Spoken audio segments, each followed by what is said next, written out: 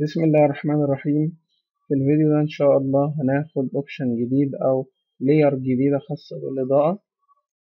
بس هتبقى برضه في الماتيريال إديتور، مش هتبقى في إضاءات الفيري.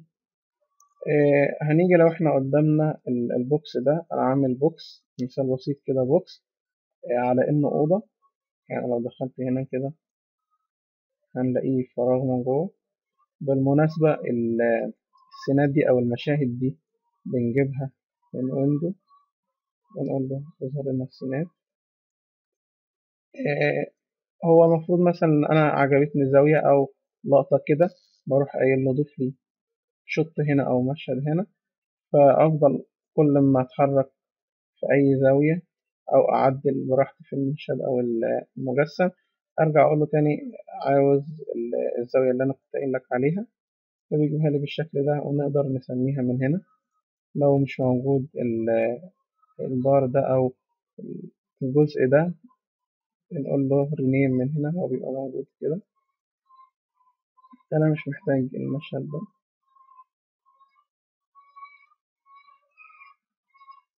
أنا لو عندي الفراغ اللي جوه ده، لو شغلنا الشادو هنا هنلاحظ إن كلها بقت شادو، إن كلها هتبقى ضلمة. ولو عملنا ريندر برضو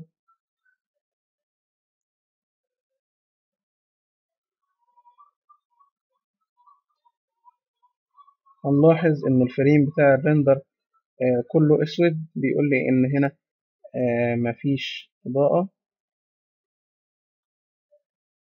الريندر. طيب لو أنا عندي الكرة زي دي كده، أنا عاملها من الفيري سفير. بقول له بضغط عليها، بقول له اعمل لي كورة بالقطر ده كده مثلا، فبيعمل لي كورة هنا وبروح مطلعها بالموس. أنا مش عاوز الكورة دي. لو جيت هنا اديت الكورة دي أي ماتيريال، هنديها لون مثلا،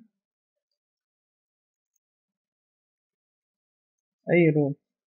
لو جيت برضو رندرت هيديني الشاشة سودا برضو، لأن دي اللون مش مضيء.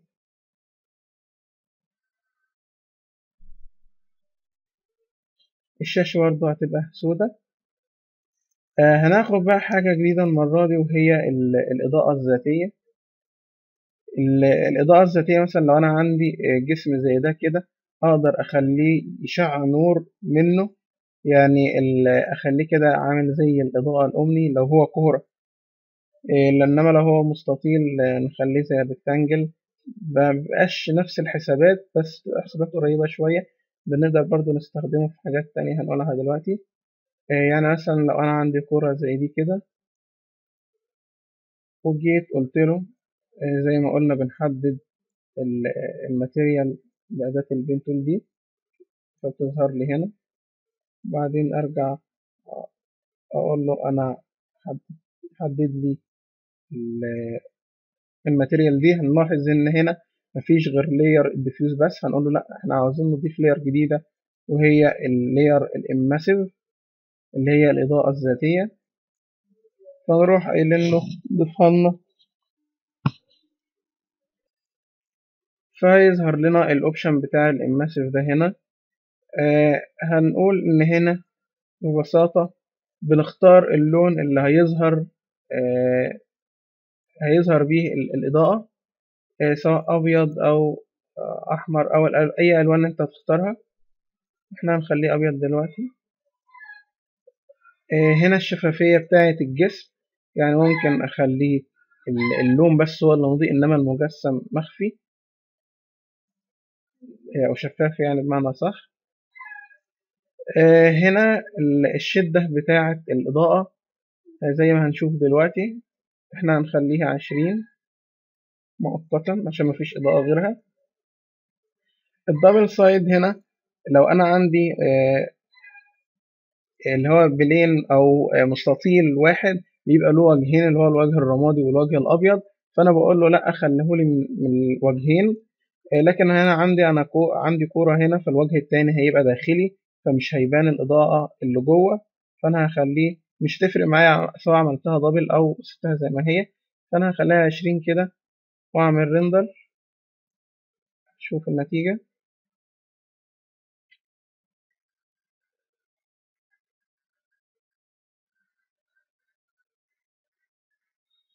بدأت الإضاءة تبان شوية أهي.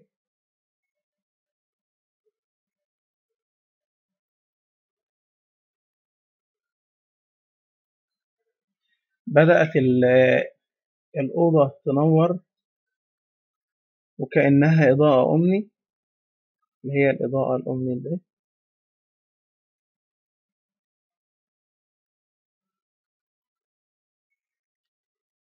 زي كده بدأت الجوانب الأوضة توضح وتبان. أي نعم، الإضاءة عاوزة تشتد أكتر. دي بنستخدمها مثلا في لما أجي أعمل اللمبة.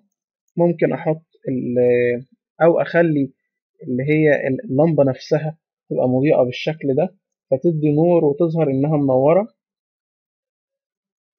أقدر أزود الشدة بتاعتها زي ما احنا قلنا من هنا.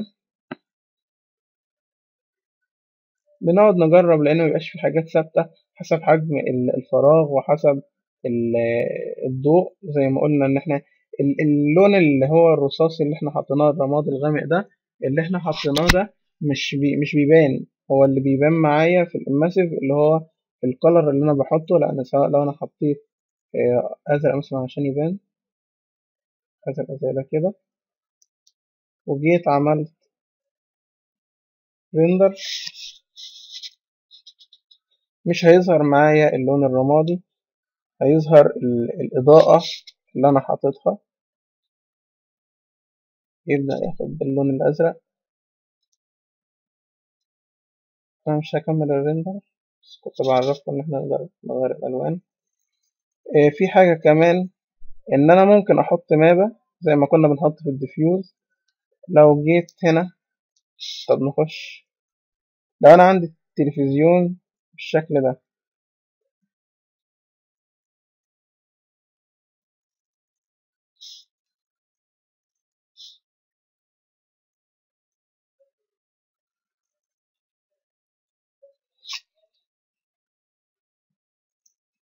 لو أنا عندي تلفزيون بالشكل ده، لو جيت عملت ريندر، أنا كنت عنده.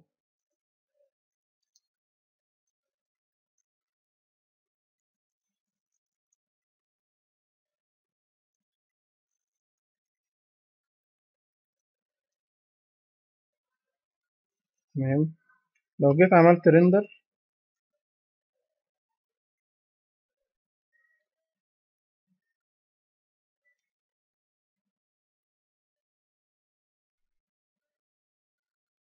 هيظهر لي الفريم برضو اسود لان مفيش اضاءة جاية من المجسم او منعكسة.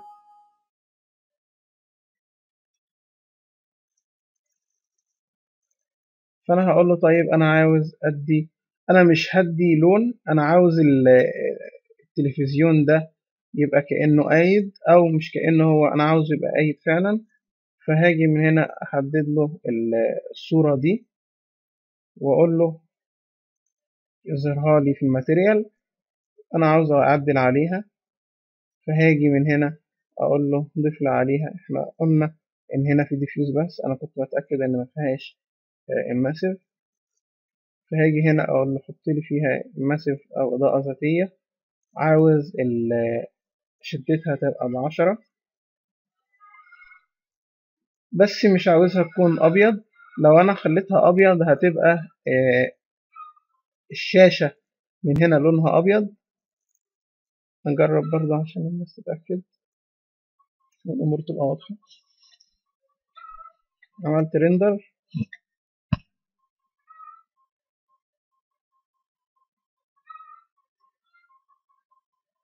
اهي، الشاشة هنا لونها أبيض، مش واخدة الصورة اللي كانت فيها. أنا مش عاوزها كده، أنا عاوز الصورة هي اللي تضيء. فهاجي من هنا أقول له أضغط على حرف الإم وأقول له أنا عاوز مابة، بت ماب، وأجي من فايل وأقول له أنا عاوز الصورة بتاعتي اللي هي الصورة دي. open اوكي. لو جيت اجرب تاني، اسف، نعمل رندر على طول. هنا البريفيو اللي بيظهر لي اخر تعديل او اخر الايرات انا عملتها. نعمل رندر على طول.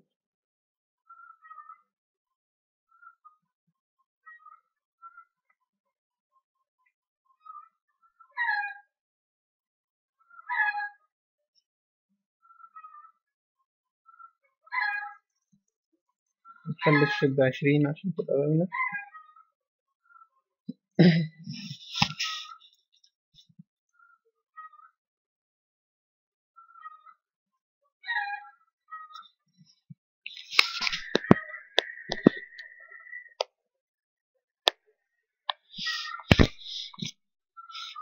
زي ما احنا شايفين كده بدأت الصورة تنور وتعمل إضاءة ذاتية.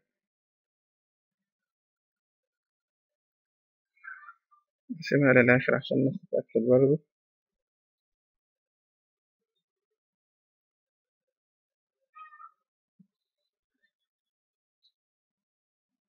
بدأت الصورة فعلا هي اللي تبقى منورة، ودي بنستخدمها في حاجات زي كده، مثلا إن أنا عاوز أنور تلفزيون ولا حاجة، أو أي شاشة زي شاشة الكمبيوتر أو السينما أو الكلام ده كله. ده كان التاسك التاني. نيجي مثلا على السين التالت. لو أنا عندي سقف زي ده كده، لو جربناه بقى هيجي شاشة سودة زي ما احنا قلنا. أنا هنا عامل السقف عامل له دوبليكيت فوق، بس مدخل الجوانب بتاعته شوية عشان ما يبقاش لازق في في السقف السائط ده. عشان مثلا لو أنا عاوز أعمل إضاءة مخفية، فهنفترض إن أنا أعمل حاجة زي ده كده. دي المفروض إن هي إضاءة. هاجي أقول له اديها لي أي لون. ناخد أي لون تاني ما يكونش تاخد قبل كده. اللون ده أنا هقول له أنا عاوز البتاع النور ده أنا عاوزه ينور فين.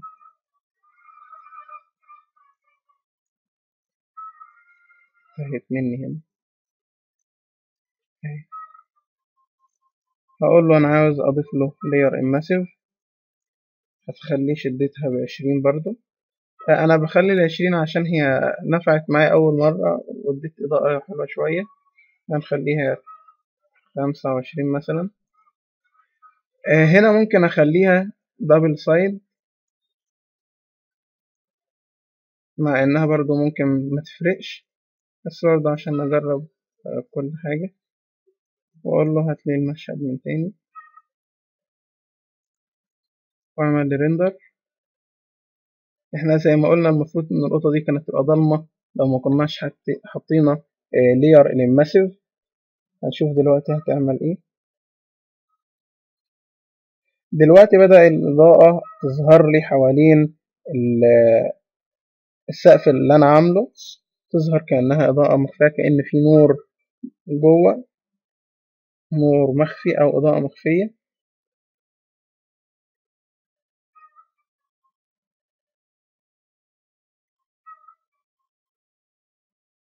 ودي بنستخدمها كتير جدا لما بنيجي نشتغل الانتيريور.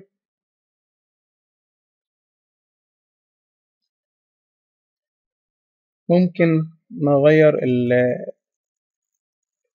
اللون، خليه أحمر. أنا بعدل أي حاجة كده يعني عشان نشوف الفرق بس. الإضاءة دي ممكن نستخدمها برضو في الحوائط، تبقى ورا حائط مزيف أو حائط كذاب، عشان يدينا نور خلفي كده بيدي منظر كويس. الشاشة كلها بقت حمرا ما شاء الله.